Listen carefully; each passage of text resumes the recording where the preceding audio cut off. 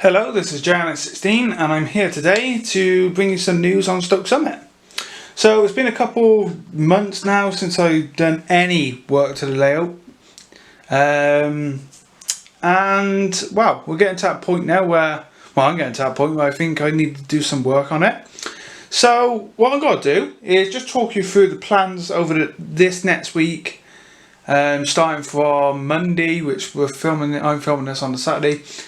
So I'll be starting Monday or Tuesday roughly. Might be Tuesday because I've got to go to the model shop first and buy some bits for the layout. But the plan is I want to get some of the scenery done, what's going to be on the back of the layout. So next to the signal box here on the right, along that back, right the way around to over where these two big ugly boards are. They got to be altered slightly. By the way, I'm filming this on a tripod. I finally got a tripod for my camera. I've been saying it over 2 years now, and I got one. So yeah, I'm really pleased. I've been playing around with it for a bit, and this is actually the first time I'm messing with it properly filming because I've only been taking pictures. So what I've got to do, I've just literally spent 5 minutes outside, and I've cut some pieces to go in. Here they are, little chunks. Triangles, and they're going to go across the back. That will not be there. And these will go across the back here. They alter in size. They still got to be sanded down as well, and they'll probably be like that, 3 along like that, and they get bigger as they go along. I don't know if I can. I'm still trying to work the zoom out on this camera too. So there they are, the 3 triangles. So yeah, what I'm going to do is cut a few more of them. They go up in size now, and over this next week I want to get, I think it's Jarvis, it's like a roll of grass, and that's what I'm going to do for the scenery. So I'm going to put these triangles in, and then I'm going to cover it with cardboard, because I've got loads of cardboard lying around from boxes and that, and that'd be all cardboard on that, and then I'll stick the grass, the roll of grass, to the cardboard, and it should work out really well. And also this week I'm going to be working on the actual rodding from the signal box to the points, because that's one of the main features of the layout, and I have drawn it. I don't know if you can see it on this camera, but you probably just make out the little black lines and everything down here, and that's where the point rodding's got to come out from under the track. That's all got to be done. Looking forward to doing that. And I'm going to use brass wire, just really thin brass wire to do that. And hopefully I'll start that next week as well. And I'm going to be painting in between the track, well, right from the tunnel, which is going to be over here somewhere, roughly over there. A bit farther around actually. If you can, I don't know if you can't see it on camera, but there's a line in the paper, the wallpaper. And that's basically where the tunnel's got to be. And then I'll just work my way around. But no, the layout's looking really well. There's this bit here, which is kind of the edge shunt, the runoff, where the trains will stop at the signal here, and you've got this point. That track's not staying, that is just temporary. I've got some track to go in there, and that's got to be a little bit longer. Let's zoom out a bit now actually. So yeah, that's got to be tampered with. But other than that, the layout's running fine. I had some trains running, but I will not be filming any running videos now until I get a lot of the scenery done, just because there's no point really. I've showed the layout running without scenery, so let's get some scenery done, and I'm sure everyone would prefer to see scenery on the layout when the trains are running. And because I've got this new tripod, I'm going to be sorting some places out on the layout where I can place the tripod and just run several trains through. Because the goal of this was to get it as accurate as possible to the real Stoke Summit. Now, if I go back to the signal box, this is a debate I've been having for months and months with people. I can't move that train back, can I? 1 second, I got an A4 on the way over here. I do have a new train on the way actually, a new locomotive. I haven't bought any trains or locos for a while now, because I've been selling a lot of my stock. In fact, I've sold quite a bit to build my RC lorry, which I'm sure you would have saw on the channel. And I'm posting those RC videos on this channel just because there's more modelling going on here than my other two channels, and I don't want to start a new RC channel up just for RC stuff. And it's your choice. If you want to watch the RC stuff, you can. You don't have to click on the video. You can just stay with the train stuff, which I'm fine with that. That's perfectly fine, because RC is not everyone's thing anyway. And to be honest, it's not really my thing, but the RC lorries just took me away. Mind blowing when I saw them, so I want to get one. But back to the layout. So the debate I've been having is, I had the question brought to me when I started building the layout, when I planned to build it. And just down here by the signal box, if we can zoom in there, in real life, between the early 1900s to 1950s, I think it's very early 1950s, or it might be late 50s, early 60s, from what I'm told. But there was a switch over here. So there'd be a point going over to this track. Now, this is something I've looked at and I could not find anything on it.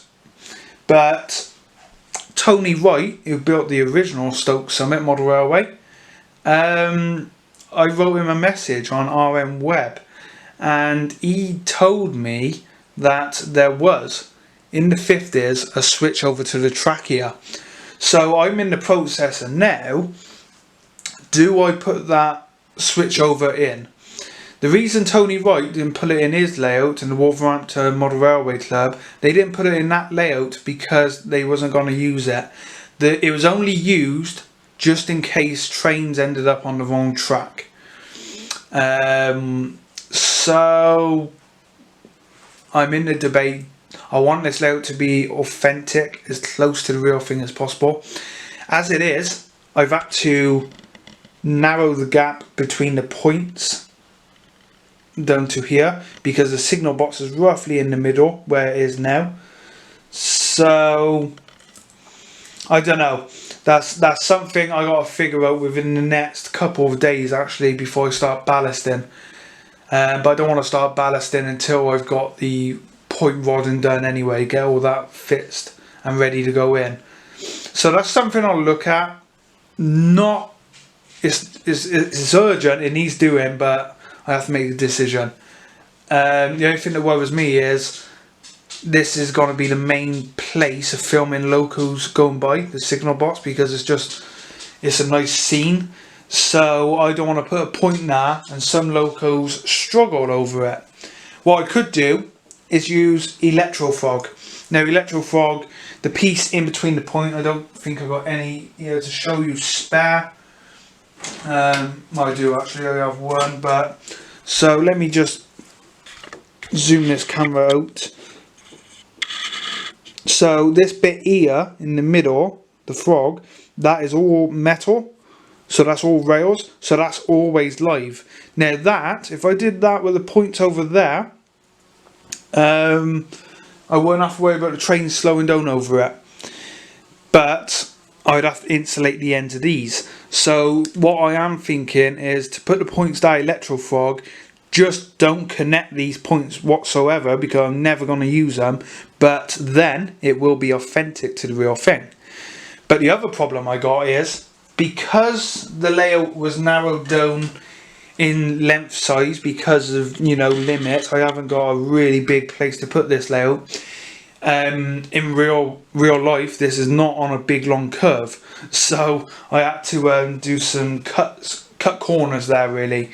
But the problem I would have is the point roughly starts from the signal box and would switch over to here, but because these points are brought in closer to the signal box just to fit everything in, the problem is that it may look a little bit awkward with the points in the middle.